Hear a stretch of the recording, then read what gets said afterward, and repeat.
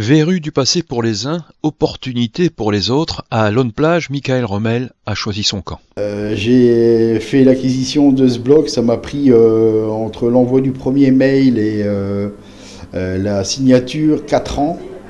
Quand je l'ai acheté, il avait 74 ans.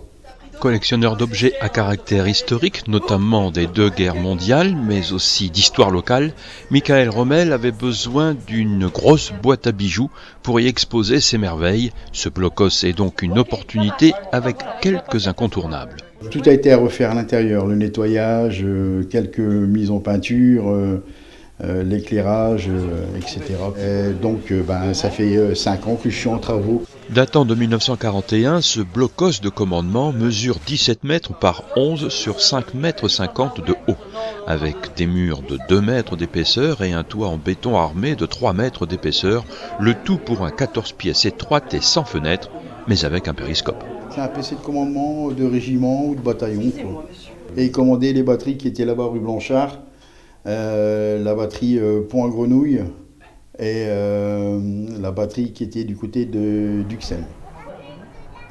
C'est plus un PC où il y avait de l'astreinte, donc certainement comme à l'armée, donc quelqu'un qui était de garde à la radio, quelqu'un qui était de garde au poste de téléphone, avec les deux officiers ou sous-officiers qui supervisaient donc les journées, quoi.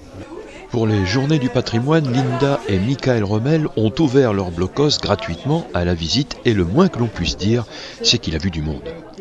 C'est une satisfaction, au moins on voit le travail qu'on a fait et les gens apprécient, quoi. Et l'histoire qui en découle derrière, c'est encore mieux. Avec le port du casque obligatoire à cause des passages de porte un peu bas, les sessions de 10 personnes se succèdent. Elles s'engouffrent dans le bâtiment suivant le guide qui leur réserve une première surprise. Une immersion septembre 44. Donc je vous laisse écouter, je vous récupère après.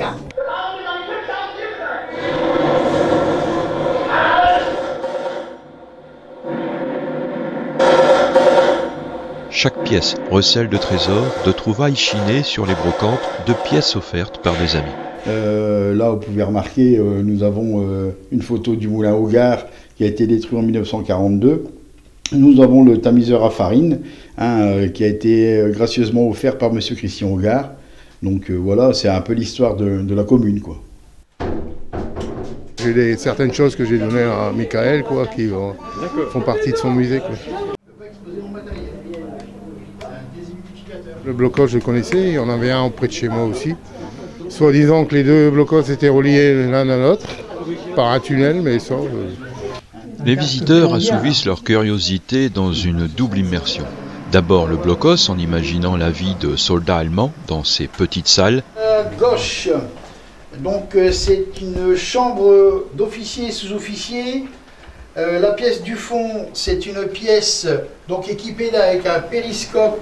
Puis à travers chaque pièce, ils découvrent de nouveaux objets, un nouveau thème de la collection de Michael Rommel. La plupart, ils n'étaient jamais rentrés dans un bunker ou alors très peu. Et bon là, vous avez fait du bon boulot. Je l'ai trouvé très bien aménagé, il a bien restauré, cette personne l'a bien restauré et c'est très intéressant à voir. Retour à la lumière du jour, les visiteurs du blocos de Linda et Michael Rommel garderont de leur visite des images, des sensations, une expérience qu'ils n'oublieront pas.